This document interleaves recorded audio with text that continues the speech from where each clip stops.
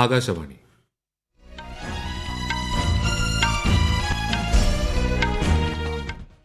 നമസ്കാരം. വാർത്തകൾ വായിക്കുന്നത് സുധിൻ സേനുദ്ദീൻ.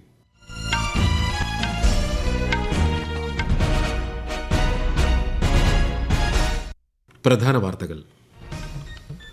റൈസിന സംഭാഷണത്തിന്റെ 9ാം പതിപ്പിന് ന്യൂഡൽഹിയിൽ തുടക്കമായി. പ്രധാനമന്ത്രി നരേന്ദ്രമോദിയും ഗ്രീസ് പ്രധാനമന്ത്രി കിരിയാക്കോസ് മിത്സോതാക്കിസും പങ്കെടുക്കുന്നു. 2030 ഉഭയകക്ഷി വ്യാപാരം ഇരട്ടിയാക്കാൻ ഇരു രാജ്യങ്ങളും ധാരണയായതായി ഇന്ത്യ ഗ്രീസ് പ്രധാനമന്ത്രിമാർ. സാമ്പത്തിക സുസ്ഥിരതാ വികസന സമിതിയുടെ 28ാം യോഗത്തിൽ കേന്ദ്ര ധനമന്ത്രി നിർമ്മല സീതാരാമൻ അധ്യക്ഷയായി. വന്യജീവി ആക്രമണത്തിന്റെ പശ്ചാത്തലത്തിൽ സ്ഥിതിഗതികൾ വിലയിരുത്താൻ കേന്ദ്ര വനമന്ത്രി ഭൂപേന്ദ്ര യാദവ് വയനാട്ടിലെത്തി. G20 വിദേശകാര്യമന്ത്രിമാരുടെ സമ്മേളനത്തിനായി കേന്ദ്ര സഹമന്ത്രി വി മുരളീധരൻ ബ്രസീലിൽ.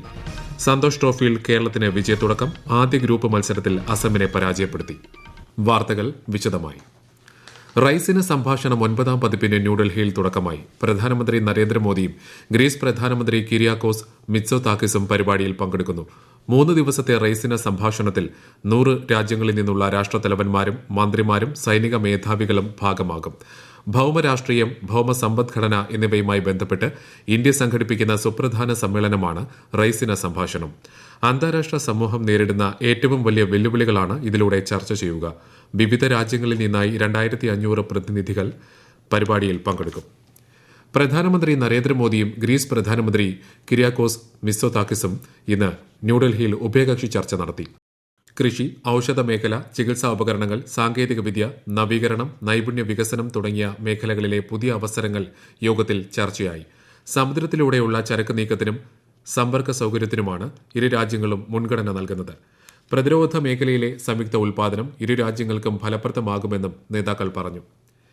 കേന്ദ്ര ധനമന്ത്രി നിർമ്മല സീതാരാമന്റെ അധ്യക്ഷതയിൽ ഇന്ന് ന്യൂഡൽഹിയിൽ സാമ്പത്തിക സുസ്ഥിരതാ വികസന സമിതി 28ാമത് യോഗം ചേർന്നു. കേന്ദ്ര ബജറ്റ് പ്രഖ്യാപനങ്ങൾ നടപ്പാക്കുന്നതുമായി ബന്ധപ്പെട്ട വിഷയങ്ങൾ, KYC പ്രക്രിയ ലളിതമാക്കൽ, ഡിജിറ്റൽ വൽക്കരണം എന്നിവ യോഗത്തിൽ ചർച്ച ചെയ്തു. വന്യമൃഗങ്ങളോടുള്ള അനുകമ്പ നിറഞ്ഞ സമീപനത്തോടൊപ്പം സാങ്കേതിക വിദ്യയുടെ ജാഗ്രതയോടെയുള്ള ഉപയോഗം ഉണ്ടായാൽ മനുഷ്യ വന്യമൃഗ സംഘർഷം പരിഹരിക്കാനാകുമെന്ന് കേന്ദ്ര വനം പരിസ്ഥിതി മന്ത്രി ഭൂപേന്ദ്ര യാദവ്. ഇക്കാര്യത്തിൽ കേന്ദ്ര സർക്കാർ നിർദ്ദേശങ്ങൾ നൽകിയിട്ടുണ്ടെന്നും കേന്ദ്രമന്ത്രി ബംഗളൂരു വിമാനത്താവളത്തിൽ മാധ്യമങ്ങളോട് പറഞ്ഞു.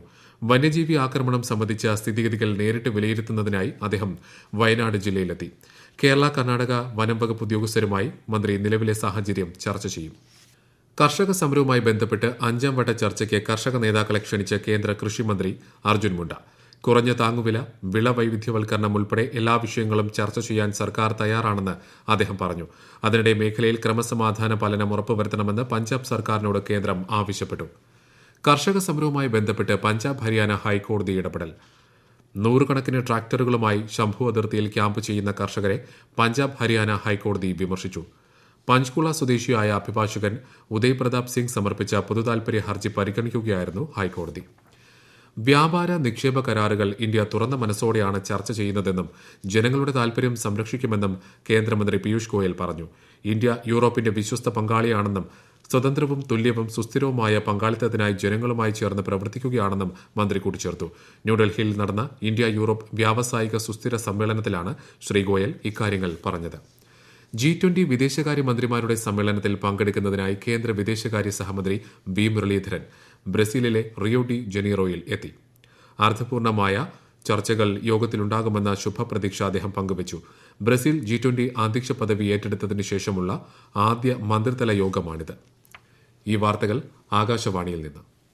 കാസർഗോഡ്, വയനാട് വികസന പാക്കേജുകളിൽപ്പെടുന്ന വിവിധ പദ്ധതികൾക്ക് ഇന്ന് ചേർന്ന മന്ത്രിസഭായോഗം ഭരണാനുമതി നൽകി.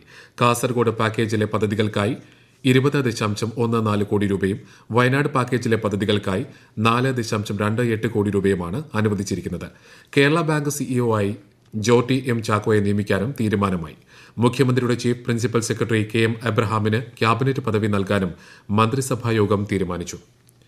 കേന്ദ്രാവിഷ്കൃത പദ്ധതികൾ ജനങ്ങളിലേക്ക് എത്തിക്കുന്ന വികസിത് ഭാരത് സങ്കല്പ് യാത്രയുടെ 2ാം ഘട്ട പര്യടനം തിരുവനന്തപുരം, എറണാകുളം, കോഴിക്കോട് ജില്ലയിൽ തുടരുന്നു. തിരുവനന്തപുരത്ത് നെടുമങ്ങാട്, നെയ്യാറ്റിങ്കര എന്നിവിടങ്ങളിലും എറണാകുളത്ത് അങ്കമാലിയിലും കങ്കരപ്പടിയിലും കോഴിക്കോട് ഫറോക്ക് മുനിസിപ്പാലിറ്റിയിലെ കരുവൻതുരുത്തിയിലും ചുങ്കത്തുമാണ് ഇന്ന് പര്യടനം നടന്നത്. ലോക്സഭാ തെരഞ്ഞെടുപ്പിൽ സുതാര്യത ഉറപ്പുവരുത്താൻ ശക്തമായ നടപടി സ്വീകരിക്കുമെന്ന് മുഖ്യ തെരഞ്ഞെടുപ്പ് കമ്മീഷണർ രാജീവ് കുമാർ. സ്വതന്ത്രവും നീതിയുക്തവുമായി തെരഞ്ഞെടുപ്പ് നടത്താൻ കമ്മീഷൻ പ്രതിജ്ഞാബദ്ധമാണെന്ന് അദ്ദേഹം പറഞ്ഞു. വരുന്ന ലോക്സഭാ തെരഞ്ഞെടുപ്പിന്റെ മുന്നൊരുക്കങ്ങൾ അവലോകനം ചെയ്യാൻ ബീഹാറിൽ ചേർന്ന 3 ദിവസത്തെ യോഗത്തിനു ശേഷം പട്നയിൽ മാധ്യമങ്ങളോട് സംസാരിക്കുകയായിരുന്നു കമ്മീഷണർ. വിശദാംശങ്ങളിലേക്ക്. ബാഹ്യ ഇടപെടലുകളും കള്ളപ്പണത്തിന്റെ സാന്നിധ്യവും ഇല്ലാത്ത ലോക്സഭാ തിരഞ്ഞെടുപ്പ് ഉറപ്പാക്കാൻ എല്ലാ നടപടികളും സ്വീകരിക്കുമെന്ന് തിരഞ്ഞെടുപ്പ് കമ്മീഷണർ പറഞ്ഞു. ലോക്സഭാ തിരഞ്ഞെടുപ്പിന് രാജ്യത്തെ യുവാക്കളിൽ ശ്രദ്ധ കേന്ദ്രീകരിക്കുമെന്നും സ്ത്രീ വോട്ടർമാരുടെ പങ്കാളിത്തം വർദ്ധിപ്പിക്കാനുള്ള പ്രവർത്തനങ്ങൾ ഊർജിതമാക്കുമെന്നും അദ്ദേഹം വ്യക്തമാക്കി. തിരഞ്ഞെടുപ്പ് കാലയളവിൽ ആയുധങ്ങൾ, പ്രത്യേക സൌജന്യങ്ങൾ, മദ്യം എന്നിവ തടയുന്നതിന് ജാഗ്രത വർദ്ധിപ്പിക്കും. വോട്ടിംഗ് യന്ത്രങ്ങളുടെ വിതരണത്തിൽ പൂർണ്ണ സുതാര്യത ഉറപ്പാക്കും. ആകെ 77,392 പോളിംഗ് ബൂത്തുകളിലും സംസ്ഥാന പോലീസിനൊപ്പം കേന്ദ്രസേനയെയും വിന്യസിക്കും. ഇതുകൂടാതെ എല്ലാ ബൂത്തുകളിലും വോട്ടർമാർക്ക് ശൌചാലയം, റാമ്പ്, കുടിവെള്ളം തുടങ്ങിയ സൌകര്യങ്ങൾ ഏർപ്പെടുത്താനും തിരഞ്ഞെടുപ്പ് കമ്മീഷൻ തീരുമാനിച്ചു. സന്ദർശനവേളയിൽ രാഷ്ട്രീയ പാർട്ടികൾ, ജില്ലാ തിരഞ്ഞെടുപ്പ് ഓഫീസർമാർ, ജില്ലാ മജിസ്ട്രേറ്റുമാർ, മുതിർന്ന ഫീൽഡ് ഓഫീസർമാർ, പോലീസ് സേനകൾ, വിവിധ എൻഫോഴ്സ്മെന്റ് ഏജൻസികൾ എന്നിവരുമായി തിരഞ്ഞെടുപ്പ് സംഘം ചർച്ച നടത്തി. News desk, Akashvani. പാകിസ്ഥാൻ മുസ്ലിം ലീഗ് നവാസ് വിഭാഗവും പാകിസ്ഥാൻ പീപ്പിൾസ് പാർട്ടിയും 10 ദിവസം നീണ്ട ചർച്ചകൾക്കൊടുവിൽ പുതിയ സഖ്യ സർക്കാർ രൂപീകരണം സംബന്ധിച്ച് ധാരണയിലെത്തി. പാകിസ്ഥാൻ മുസ്ലിം ലീഗ് നവാസ് വിഭാഗം നേതാവ് ഷഹബാസ് ഷെരീഫ് സഖ്യത്തിന്റെ പ്രധാനമന്ത്രി സ്ഥാനാർത്ഥിയാകുമെന്ന് സംയുക്ത വാർത്താ സമ്മേളനത്തിൽ പാകിസ്ഥാൻ പീപ്പിൾസ് പാർട്ടി നേതാവ് ബിലാവൽ ഭുട്ടോ സർദാരി അറിയിച്ചു. ഫെബ്രുവരി 8 നടത്തിയ പൊതുതെരഞ്ഞെടുപ്പ് അസാധുവായി പ്രഖ്യാപിക്കണമെന്ന് ആവശ്യപ്പെട്ടുള്ള ഹർജി പാകിസ്ഥാൻ സുപ്രീംകോടതി തള്ളി. ഹർജിക്കാരൻ തുടർച്ചയായി 2 ഹിയറിംഗുകൾക്ക് ഹാജരാകാത്തതിനെ തുടർന്നാണ് കോടതിയുടെ നടപടി. വടക്കൻ ഗാസയിലുണ്ടായ ഏറ്റുമുട്ടലിൽ ഒരു ഇസ്രായേൽ സൈനികൻ കൊല്ലപ്പെടുകയും 2 പേർക്ക് ഗുരുതരമായി പരിക്കേൽക്കുകയും ചെയ്തു. ഇസ്രായേൽ പ്രതിരോധ സേന ഇക്കാര്യം സ്ഥിരീകരിച്ചു. സന്തോഷ് ട്രോഫി ഫുട്ബോൾ ടൂർണമെന്റിൽ കേരളം അസമിനെ പരാജയപ്പെടുത്തി. 1-3 ഗോളുകൾക്കാണ് കേരളത്തിന്റെ ജയം. ഇംഗ്ലണ്ടിനെതിരെ വെള്ളിയാഴ്ച ആരംഭിക്കുന്ന 4ാം ക്രിക്കറ്റ് ടെസ്റ്റിൽ ഇന്ത്യയുടെ പേസ് ബൌളർ ജസ്പ്രീത് ബുംറ കളിക്കില്ല. ബുംറയ്ക്ക് വിശ്രമം അനുവദിച്ചതായി BCCI അറിയിച്ചു. കായികക്ഷമത വീണ്ടെടുക്കാനാകാത്ത KL രാഹുലിനും ഝാർഖണ്ഡിലെ റാഞ്ചിയിൽ നടക്കുന്ന മത്സരം നഷ്ടമാകും. ബുസാനിൽ നടക്കുന്ന ലോക ടേബിൾ ടെന്നീസ് ടീം ചാമ്പ്യൻഷിപ്പിൽ ഇന്ത്യൻ വനിതാ ടീം പ്രീ ക്വാർട്ടറിൽ കടന്നു. ഇറ്റലിയെ 3-0 പരാജയപ്പെടുത്തിയാണ് ഇന്ത്യ ക്വാർട്ടറിൽ ഇടം പിടിച്ചത്. ശ്രീജ ആകുല, മണിക ബത്ര, ഐഖ മുഖർജി കൂട്ടുകെട്ടിന്റെ മികവിലാണ് ഇന്ത്യയുടെ ജയം. അതേസമയം പുരുഷ വിഭാഗത്തിൽ ഇന്ന് നടന്ന മത്സരത്തിൽ ഇന്ത്യൻ ടീം കസാഖിസ്ഥാനെ 3-2 പരാജയപ്പെടുത്തി. ഇന്ത്യ ചൈന കോർപ്സ് കമാൻഡർ തല ചർച്ചകൾ ചൂഷൂൾ മോൾഡോ അതിർത്തിയിൽ തിങ്കളാഴ്ച നടന്നു. 21ാം വട്ട ചർച്ചകളാണ് നടന്നത്. ഇന്ത്യ ചൈന അതിർത്തി പ്രദേശങ്ങളിൽ സമാധാനം പുനഃസ്ഥാപിക്കുന്നതുമായി ബന്ധപ്പെട്ട വിഷയങ്ങളിൽ ചർച്ചകൾ നടന്നതായി വിദേശകാര്യ മന്ത്രാലയം പ്രസ്താവനയിൽ പറഞ്ഞു.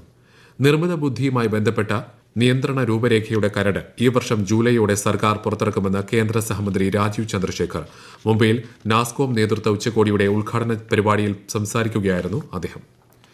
രാജ്യത്തെ ഓഹരി വിപണികളിൽ നഷ്ടം.